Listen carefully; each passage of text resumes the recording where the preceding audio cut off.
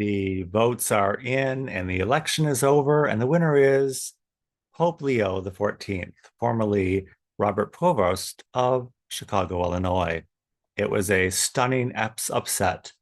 Some are rooting for President Trump as Pope. Actually, some were highly offended by this image of President Trump in the papal garb. Some people thought it was disrespectful to the office of Pope, and some people thought it was disrespectful to President Trump. In the alignment of primacy of powers, I can't think of a more appropriate duo than a president from New York and a pope from Chicago. Welcome. Welcome to Conservative Coffee Hour. I'm Stanley Smith. This morning there was a large crowd assembled outside St. Peter's Basilica in Rome for the announcement of the new pope, and it was actually a very rather exciting and fun moment in the history of the world. I was intrigued by some of the history and close-ups of the basilica and all these inscriptions about the Bible verses and the relevance of St. Peter and St. Paul in the life of the church. BBC commentators had some interesting comments about St. Peter himself, claiming him to be the first pope, which I don't believe is historically accurate. I think the office of pope evolved later, and certainly the primacy of the pope was a later iteration, but I guess it's applied to St. Peter retroactively, but sounds good, but wasn't actually historically accurate. The new pope, Pope Leo, from Chicago, Illinois. This is kind of a surprise. I guess it's the first American pope we've had, but again, a really interesting alignment in our time. Doesn't seem insignificant. The new pope is described as a centrist, having both liberal and conservative views, which I believe is helpful. The idea that none of us are one thing. We can have perhaps liberal social views and more conservative fiscal and theological views. And apparently that's the case with the new pope. He sees things through a couple of different lenses on different topics and different issues. Here in downtown Chicago, we had a crowd assembled, somewhat smaller crowd, but lovely nonetheless, for Law Day.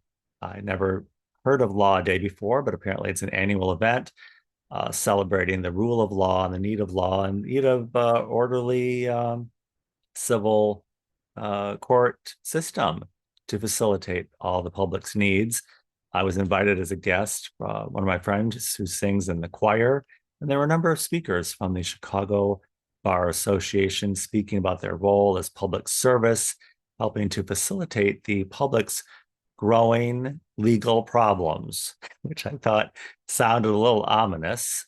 They said they're trying to make it easier for us to get into these courtrooms by breaking down the barriers of race and gender, language, and financial means. One of the speakers pointed to the Daley Plaza building and said, in this building alone, there are 150 courtrooms to accommodate our growing legal problems. Sounded a little daunting to me, but still was a lovely event with a grand piano and chorus on a lovely, lovely day in downtown Chicago, the Daley Plaza. Another noteworthy event this week was the rollout of the Real ID across the nation, I believe, and certainly here in Illinois. Many of us came up short. As I've canvassed people, I surprisingly large number of people I talked to don't have their Real ID, still don't have it, including myself. I had a couple issues with some of my documentation not matching up with my business address, residence, and current IDs. So it was an insight into some of the barriers of having ID, qualifying for ID, and then the barriers that can represent. I did look into this a little bit further and found out that it's unlikely that you will be barred from boarding a domestic flight with your current driver's license.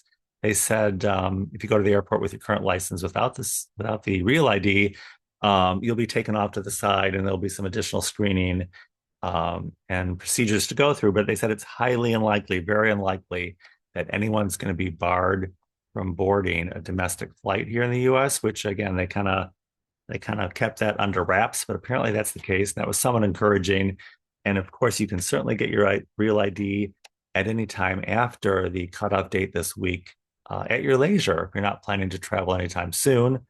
My hop skippity jump to the head of the line solution to this week was to simply have my US passport renewed, which was also an insight. I went to the federal post office here in downtown Chicago in the Federal Center, and I had most of my dots or I's dotted and T's crossed, but they still gave me a kind of a rough time, and they were a little I mean, you could say flat affect or borderline rude. And I was concerned because there were a lot of people from foreign origin in the waiting line behind me, and I couldn't imagine what kind of experience they were going to have. I guess sad to say, and oftentimes in a modern world, being mistreated is one of the constants in our time.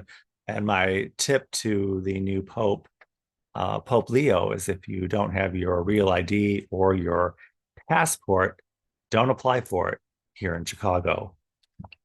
We will be talking about the new Pope this Saturday and also the Real ID at Conservative Coffee Hour. Conservative Coffee Hour is every Saturday at 10 a.m. Central Time on Zoom. I will include my email in the description of this video. I'll be happy to send you an invitation. And I look forward to seeing you very, very soon.